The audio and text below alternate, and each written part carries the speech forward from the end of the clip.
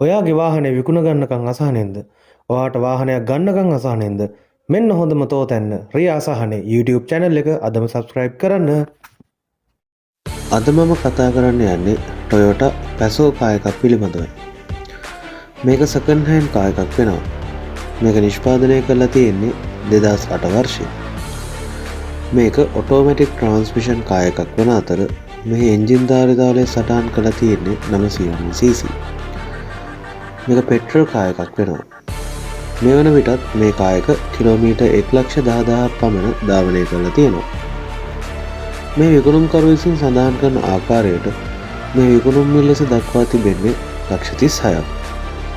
නමුත් ඔයා මේ වාහනේ පරීක්ෂා කිරීමෙන් අනතුරුව මේ විකුණුම් මිලෙහි යම්කිසි සංශෝධනයක් කරගන්න ඔයාට පුළුවන්. ඒ වගේම තමයි ඔයා මේ වීඩියෝ එක බලන වෙලාවේදී මේ කාර් එක විකිණී තියෙන්න පුළුවන්. එහෙනම් මේ කාර් එක විකිණී තියෙනවා නම් අපි අපේ කමෙන්ට්ස් වල සෝල් ලෙස කමෙන්ට් කරලා තියෙනවා. ඔයා හිතනවා නම් මේක තමයි ඔයාගේ සිහින වාහනය කියලා.